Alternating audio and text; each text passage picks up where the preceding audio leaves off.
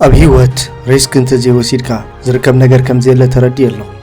ኔልሰን ማንዴላ ካብ ትኽትነብሮ እትኽእል ህይወት ንታሕቲ ኣብ ዝኾነ ትሑት ደረጃ ተዓንፂፅካ ብምንባር ዝርከብ ፍቕሪ ወይ ስምዒት የለን ኢሉን እዩ። ሕጂ እምበኣር ኣብ ናይ ቤት ትምህርቲ ተመክሮኹም ናብ ኮሌጅ ከተመልክቱ ከለኹም ዓውዲ ትምህርቲ ክትመርፁን ከለኹም ከምኡውን ኣብ ህይወትኩም እንታይ ክትገብሩ ከም እትደልዩ ክትውስኑ ከለኹም ሰባት ክትወድቕ ከለኻ መፀጋዒ ከም ዘለካ ኣረጋግፅ ከም ዝብልኹም ርግፀኛ እየ።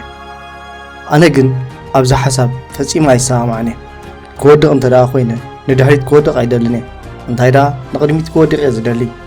ምክንያቱ ንቕድሚት ክወድቕ እንከለኹ እንተወሓደ እንታይ ከም ዝሃርመኒ ክርኢ ክእለ።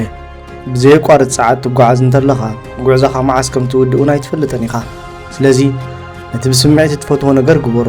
ስምዒት ይሃለኻ ዝተረኽቡ ዕድላት ተጠቐመሎም፣ ንኽትወድቕ ድማ ኣይትፍራሕ። ቀደም ናይ አይኪው ምርመራ 9 ነጥብታት ነይሮኖ። ነዘን 9 ነጥብታት ድማ ርሳስካ ከይልዓልካ 5 መስመር ክትሰርሓለን ነይሩካ። ነዚ ክትገብረሉ ትኽእል እንኮ መንገዲ ግን ካብቲ ሳጹን ወፃኢ ብምኻድ ጥራይ ነይሩ። ካብቲ ልሙድ ሓሳብ ወፃኢ ክትሓስብ ኣይትፍራሕ። ዓብ ውድቀት ንኸይትወድቕ ኣይትፍራሕ። ዓብ ሕልሚ ንምሕላም ኣይትፍራሕ። ነገር ግን ሕልምታት ብዘይ ዕላማ ሕልምታት ጥራይ ኮይኖም ከም ዝተርፉ ዘክር። ሬጂ ጃክሰን ኣብ ናይ ስፖርት ህይወቱ 2600 ግዜ ተሳዒሩ። እዚ ድማ ኣብ ታሪክ ቤዝቦል እቲ ዝለዓለ እዩ። ሰባት ግን ብዛዕባ እቲ ዝተሳዕሮ ዘይኮነስ ነቲ ድሒሩ ዘመዝገቦ ዓወት እዮም ዝዝክሩ። ንቕድሚት ውደቕ። ቶማስ ኤዲሰን 1000 ዘይተዓወቱ ፈተናታት ኣካይዱ ነይሩ። ነዚ ዛንታ ትፈልጥዎ ትኾኑ ኢኹም። ኣነ ግን ይፈልጦ ኣይነበርኩን። ምክንያቱ እታ መበል 101 ፈተናያ ናይ መብራህቲ ኣምፑል ክትከውን ክኢላ። ንቕድሚት ውደቕ። ነፍሲ ወከፍ ዘይተዓወተ ፈተነ ናብ ዓወት ሓደ ስጉምቲ ዝቐረበ እዩ። ሪስክ ክትወስድን ከለኻ እዚ ድማ ምናልባት ቅድሚ ሕጂ ሰሚዕካዮም ክትከውን ትኽእል ኢኻ። ግናኸ እዚ ስለምንታይ ኣገዳሲ ከም ዝኾነ ክነግረካ እድል ኣሎ። ኣብ ሓደ እዋን ኣብ ጉዕዞ ህይወት ክትወድቕ ኢኻ፣ ክትስነፍ ኢኻ፣ ክትሓፍር ኢኻ፣ ኣብ ሓደ ነገር ድማ ድኹም ክትከውን ኢኻ። ብዛዕባ እዚ ወላ ሓደ ዘጠራጥር ነገር የለን።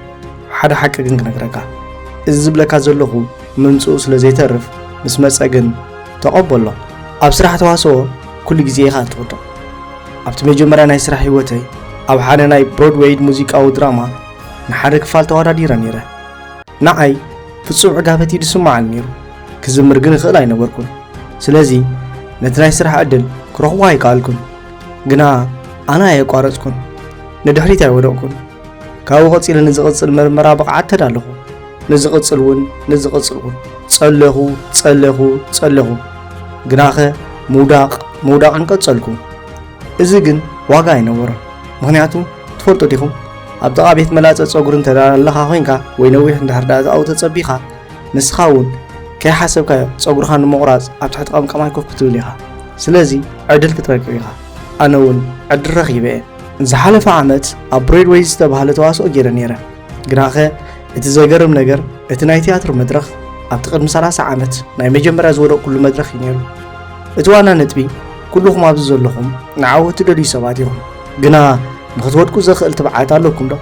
እንተዘይወዲቕካ ፈፂምካ እውን ኣይፈተንካን ኣለኻ ማለት እዩ። ክደግመልኩም፣ እንተዘይወዲቕካ ፈፂምካ እውን ኣይፈተንካን ኣለኻ። ቅድሚ ሕጂ ዘይነበረካ ነገር ንምግባር ቅድሚ ሕጂ ዘይገበርካዮ ነገር ክትገብር ኣለካ።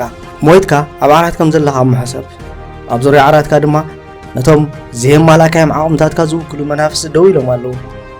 እቶም ፈፂምካ ስጉምቲ ዘይወሰድካሎም ሓሳባት፣ እቶም ዘይተጠቀምካሎም ክእለታት ኣብ ዙርያ ዓራትካ ደው ኢሎም ሓሪቖም ተስፋ ቆሪፆምን ሓዚኖምን ኣለዉ። ንሳቶም ንስኻ ናብ ህይወት ከተምፃእና ትኽእል ነርካ ኢኻ። ኮይኑ ግን ንስኻ ናባና መፂካ ሕጂ ድማ ሓቢርና ናብ መቓብር ክንወርድ ኢና ይብልኻ። ስለዚ ክሓተካ ግዜ ኣኺሉ ካብዛ ዓለም ክትፋነውን ከለኻ ክንደይ መናፍስቲ ኣብ ዙርያ ዓራትካ ክዝንብዩ እዮም። በቲ ዘለኩም ነገር እንታይ ክትገብሩ ኢኹም? ክንደይ ከም ዘለኩም ኣይኮንኩም ዝዛረብ ዘለኹ። ገለ ካባኹም ናይ ቢዝነስ፣ ገሌኹም ናይ መለኮት፣ ነርስ፣ ሶሲዮሎጂስት ተምሃሮ ክትኮኑ ትኽእሉ ኢኹም። ገሌኹም ድማ ገንዘብ ኣለኩም፣ ገሌኹም ዓቕሚ ኣለኩም፣ ገሌኹም ሕያውነት ኣለኩም፣ ገሌኹም ፍቕሪ ኣለኩም፣ ገሌኹም ድማ ናይ ምዕጋስ ውህብቶ ኣለኩም። ውህብቶኹም ዝኾነ ይኹን በቲ ዘለኩም ነገር ግን እንታይ ክትገብሩ ኢኹም? ሕጂ እምበር ብዛዕባ ሙዳቕ ዘላትኒ ናይ መወዳእታ ነጥቢ እዚኣ ሓደ ግዜ ናበይ ትጓዓዝ ከም ዘለኻ ምፍላጥ እቲ ዝበለፀ መንገዲ እዩ። ኣነ ኣብ ፎርድሃም ዩኒቨርሲቲ ከም ናይ ሕክምና ቅድሚ ተምሃራይ ካርዲያክስ ሞርፎጀነሲስ ዝበሃል ትምህርቲ ወሲደ ነይረ። كنببو ኣይከኣልኩን كمولك ኣይከኣልኩን برقص ማለት ትምህርቲ ብዝግባእ ወሲደ ሓሊፈ ናብ ካልእ ክሰግር ኣይከኣልኩን ስለዚ ናብ ቅድሚ ሕጊ ክሰጋገር ወሰንኩ ድሕሪ ናብ ጋዜጠኝነት ብዘይ ምክትታል ትምህርቲ ድማ ውፅኢታት ኣይባዕሎም ብናይ ባዕሎም መንገዲ ተጓዕዙ ከም ውፅኢት ድማ ሓደ ነጥቢ 8 ዝኾነ ውፅኢት ነይሩኒ እቲ ዩኒቨርሲቲ ድማ ብልዙብ መንገዲ ንቁሩብ ግዜ ዕረፍቲ እንተወሰድኩ ዝበለፀ ከም ዝኸውን ሓበረኒ ኣብቲ ዝተሓተ ናይ ህይወት ደረጃ ዝነብር ወዲ 10 ዓመት እየ ነይረ ድሕሪ ሓደ መዓልቲ ነታ ዕለት ብልክዕ ዝክረአ 17 መጋቢት 1975 ኣደይ ትካል ስነ ፅባቐ ፀጉሪ ርእሲ ነይርዋ ኣብኡ ድማ ንወላዲተይ ትሕግዛ ነይረ ሓደ መዓልቲ ግን ዓሚል ናይ ወላዲተይ ዝኾነት ኣነ ዘይፈልጣ ብዕድመ ዝደፈት ዓባይ ሰበይቲ በቲ ቤት ሮ ኣተኪራ ትጥምተን ነይራ እቲ ዝገርም ንዓይ ጥራይ ተጥምት ነይራ ድሓር ግን ነቲ ኣብ ርእሳ ጌራቶ ዝነበረት ካስኳ ኣውፅያ ጽቡቕ ወዲ ንዓኻ ዝኸውን መንፈሳዊ ትንቢት ኣለኒ ንስኻ ንዓለም ክትዘርኢኻ ንሚልዮናት ድማ ክትዛረብ ተስፋ ክትስንቕን ኢኻ በለትኒ ኣብ ዝቐፀለ ዓመታት ድማ